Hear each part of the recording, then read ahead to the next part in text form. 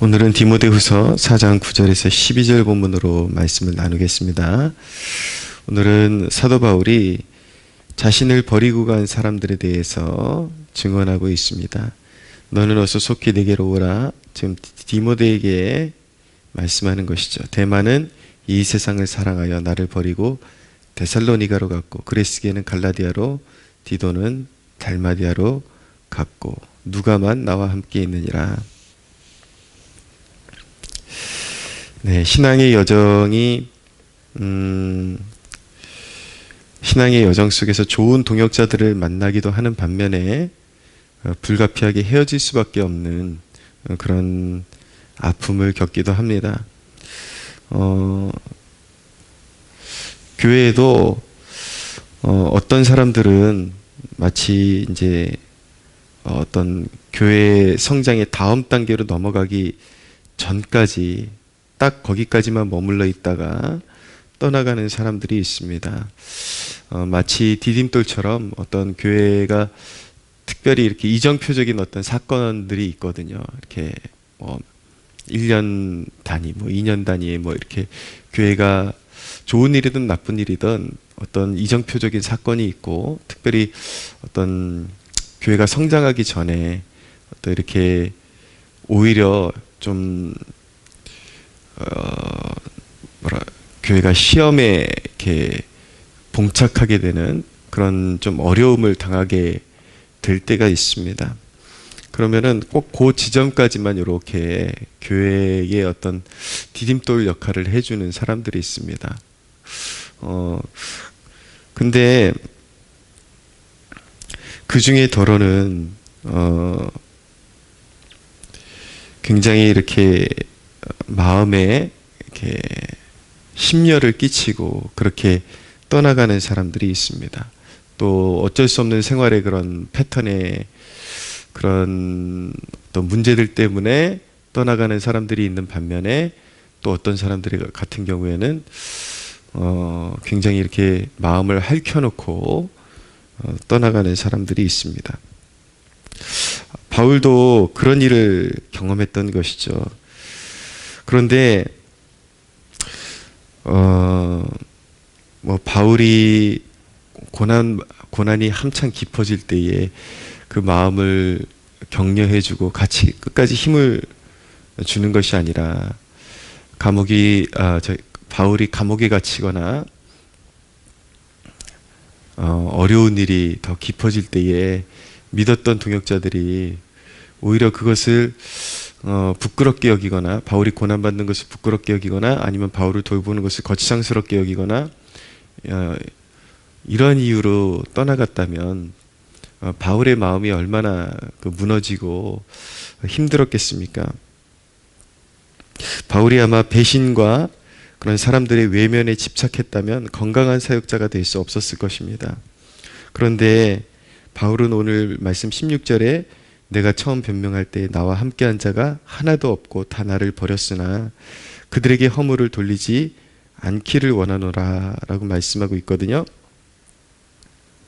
바울이 이렇게 고백할 수 있었던 이유는 함께 하시는 주님을 의지했기 때문인 것입니다. 유동적인 사람을 전적으로 의지하는 것이 아니라 변함없이 내 곁에 계시는 그 주님을 의지했기 때문에 무너지지 않고, 또 변질되지 않고, 또 마음에 원한을 품은 그런 건강하지 못한 사람이 되지 않고 끝까지 그 사명의 길을 완주해 나갈 수 있었던 것입니다. 17절에 보면 주께서 내 곁에 서서 나에게 힘을 주심은 나로 말미암아 선포된 말씀이 온전히 전파되어 모든 이방인이 듣게 하려 하심이니 내가 사자의 입에서 건짐을 받았느니라 라고 말씀하고 있죠.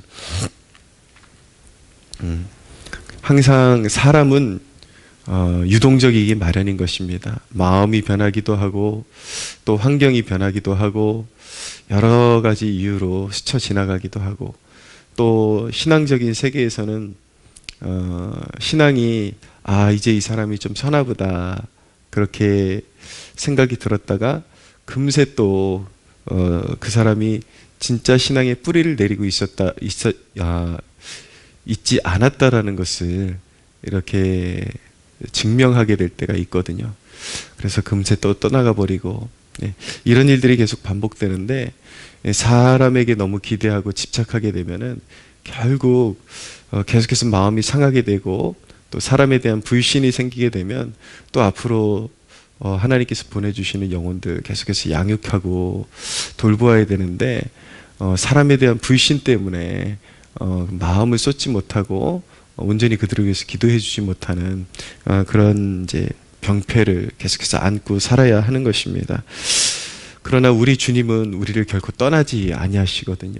항상 우리 곁에 계시는 분, 항상 주의 일 감당하는 사명자들을 돌보시고 함께 하시는 분, 그가 친히 함께 하시고 천사들로 돌보시고 우리 성령 하나님이 함께 하시고 늘 변치 않는 분을 의지해야 우리는 마지막까지 사명을 감당할 수 있게 되는 것입니다. 여기서 좀 주의해 볼 사람이 누구냐면은 바울을 떠나갔던 사람들 중에 대마는 이 세상을 사랑하여 나를 버리고 데살로니가로 갔다라고 말씀하고 있습니다. 대마는 잠시 은혜 받는 듯 하다가 헌신하는 듯 했지만 얼마 지나지 않아 세상 맛에 다시 빠지고 말았습니다. 사명의 길이라는 것은 진정 무엇과도 바꿀 수 없는 하나님 나라의 가치를 발견한 자만이 꾸준히 걸어갈 수 있는 것입니다. 오늘 이 아침에 여러분은 정말 하나님 나라를 소유했다라고 확신할 수 있겠습니까? 여러분들의 그런 헌신과 여러분들의 그런 충성심이 딱 여러분들이 그런 어떤 여러분들이 원하는 것들에 대해서 맛을 느낄 정도만, 느낄 때까지만, 혹여라도 조금 고난이 오거나 혹여라도 이 길이 내가 생각했던 그 길이 아니구나라는 그런 실망감에 빠질 때에 금세 등 돌리고 주님을 배신하고 돌아서는 그런 모습의 그런 신앙은 아닌가요?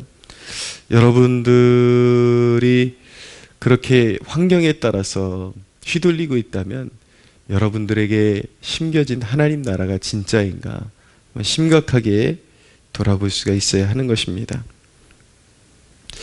우리 신앙 여정의 모든 순간마다 신앙의 진정성을 테스트하는 고비가 있다라는 사실을 꼭 기억하셔야만 합니다.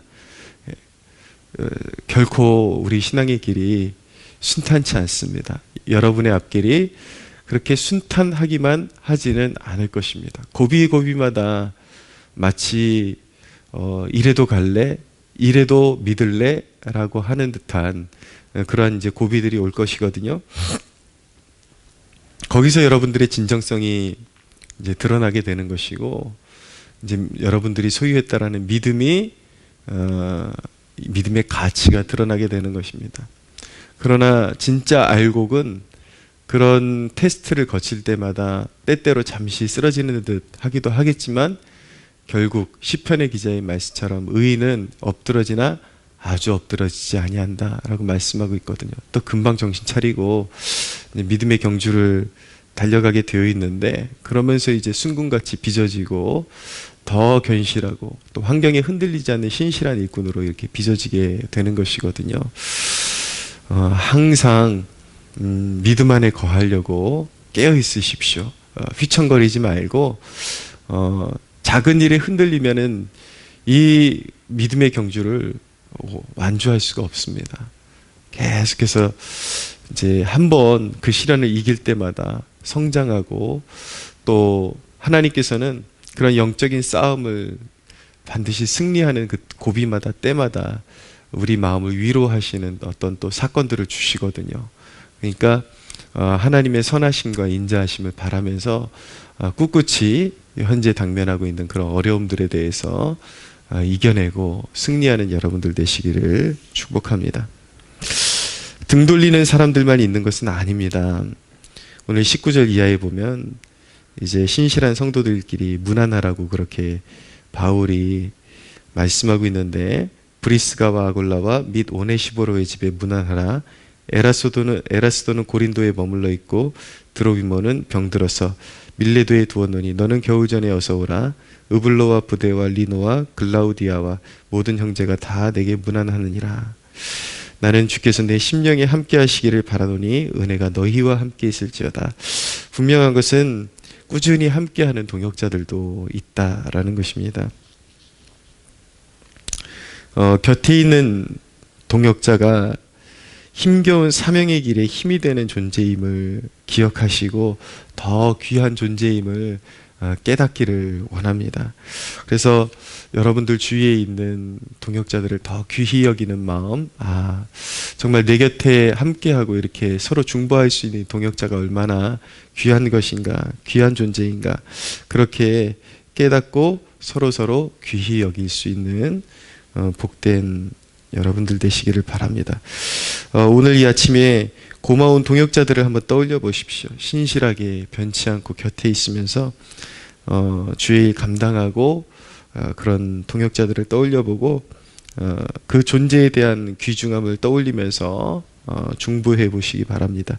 그리고 누군가에게 항상 신실한 동역자가 되기를 힘쓰십시오.